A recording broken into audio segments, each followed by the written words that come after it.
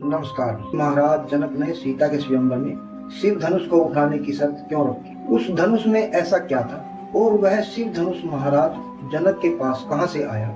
ये सब बातें जानेंगे आज की इस वीडियो में, तो हमारी वीडियो को देखते रहिए। अगर आपने हमारे चैनल को सब्सक्राइब नहीं किया तो कृपया करके सब्सक्राइब जरूर कर लेना, ताकि आपको और भी ऐसी ही वीडियो सबसे पहले मिलती रहे। हिंदू धर्म में अनेक अस्त्र शस्त्र प्रसिद्ध हैं। सभी अस्त्र शस्त्रों में जो सबसे अधिक उपयोग किया जाता था वो था धनुष और बाण। जब भी सर्वश्रेष्ठ धनुषों की बात आती है तो इन दो धनुषों की व्याख्या अवश्य होती है। उनमें एक है पिनाक, महादेव जी का धनुष, दूसरा सारंग, भगवान विष्णु का धनुष। कहते हैं कि इन दोनों धनुषों का निर्माण परमपिता ब्रह्मा ने किया था। एक बार घोर कानन के अंदर कनव ऋषि बड़ी भारी तपस्या कर रहे थे।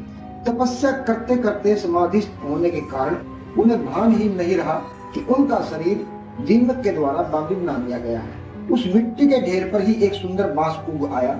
जब कनव जी की तपस्या पूर्ण हुई तब ब्रह्मा जी ने प्रकट होकर अपने अमोघ जल के द्वारा कनव जी की काया को सुंदर बना दिया। ब्रह्मा जी ने उन्हें अनेक वरदान प्रदान किए और जब ब्रह्मा जी जाने लगे तब उन्हें ध्यान आया कि कनव के शरीर पर उगी हुई बांस कोई साधारण नहीं हो सकती, इसलिए इसका सदुपयोग किया जाना चाहिए। यह विचार कर ब्रह्मा जी ने वह बांस काटकर विश्वकर्मा जी को दे दिया। विश्वकर्मा जी ने उससे दो दिव्य धनुष बनाए, जिनमें एक जिसका नाम सारंग था उन्होंने भगवान श्री हरि विष्णु को दे दिया और एक जिसका नाम पिनाक था वह सदाशिव जी को समर्पित कर दिया। पिनाक धनुष धारण करने के कारण ही शिव जी को पिनाकी भी कहा जाता है। यह असाधारण धनुष अत्यंत ही शक्तिशाली था। इसी के मात्र एक ही तीर से भगवान शंकर ने त्रिपुरासुर की तीनों नगरियों को ध्वस्त कर दिया।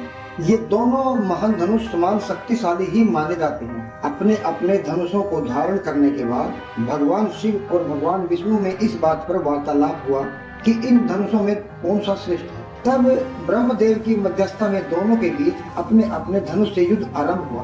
बहुत समय तक युद्ध चलता रहा पर कोई निर्णय नहीं निकला। तब ब्रह्मा जी के अनुरोध पर दोनों ने युद्ध को समाप्त कर दिया और उनसे पूछा कि पिनाक और सारंग में कौन सा धनुष श्रेष्ठ। तब परमपिता ने कहा कि इन दोनों धनुषों को मैंने अपने सर्वश्रेष्ठ कौशल से बनाया है और इसी के कारण इन दोनों के बीच का अंतर बता पाना संभव नहीं है। ये सुनकर महादेव रुष्ट हो गए और उन्होंने पिनाक को त्याग दिया। उन्होंने श्री हरि से कहा कि अब आप ही इस धनुष को भंग कीजिए।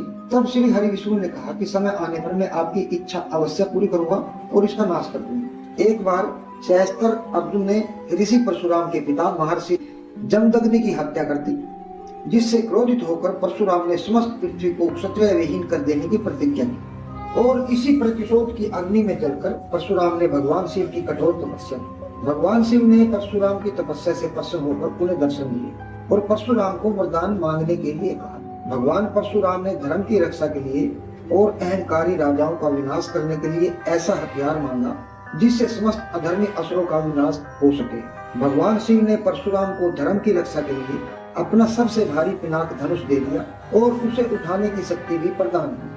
तब से पिनाक धनुष भगवान परशुराम के पास रहता। परशुराम उस धनुष की नित्य पूजा अर्चना करते हैं। एक बार माता सीता सहित राजा जनक परशुराम जी के आश्रम में शिवरात्रि की पूजा हेतु आए हुए थे। वहां पर अकस्मात ही माता सीता ने पिनाक धनुष को छुआ और फिर उसे क्षण भर में ही उठा लिया।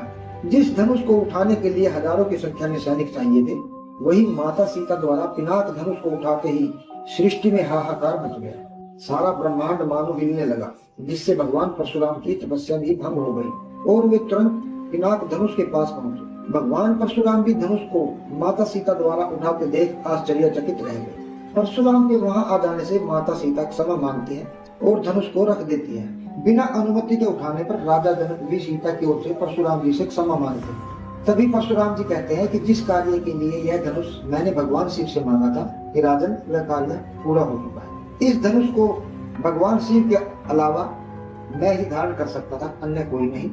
अब सीता द्वारा इस धनुष को उठाने पर इसकी उपयोगिता के संकेत हमें स्पष्ट दिखाई पड़ते हैं कि यह निश्चित रूप से अकस्मात नहीं है। इसके पीछे भी भगवान शिव की ही इच्छा है, इसलिए इस धनुष को मैं तुम्हें सौंपता हूँ। भगवान परशुराम राजा जनक से कहते हैं कि हे राजन, जो भी इस धनुष पर प्रत्यंता चढ़ाएगा वही आपकी पुत्री का योग्य वर होगा। ऐसा कहकर परशुराम पिनाक धनुष को राजा जनक को सौंप देते हैं। फिर राजा जनक पिनाक धनुष को लेकर अपने राज्य की ओर चल पड़े। सीता के जवान होने पर महाराज जनक ने घोषणा की कि जो भी सीता से विवाह करना चाहता है उसे इस दिव्य धनुष को उठाना होगा और इसकी प्रत्यंचा चढ़ानी होगी। सभी देश विदेश के राजे महाराजे कोई भी धनुष की प्रत्यंचा को नहीं चढ़ा सके, ना ही धनुष को अपने स्थान से हिला सके। अयोध्या के राजकुमार श्री राम और लक्ष्मण अपने गुरु विश्वामित्र के साथ भी सीता का विवाह देखने के लिए आए हुए थे। श्री राम जी ने धनुष को पल की देर न करते हुए उठा लिया और प्रत्यंचा चढ़ाते वक्त उस धनुष को भंग कर दिया। सीता का विवाह श्री राम जी के साथ हो गया।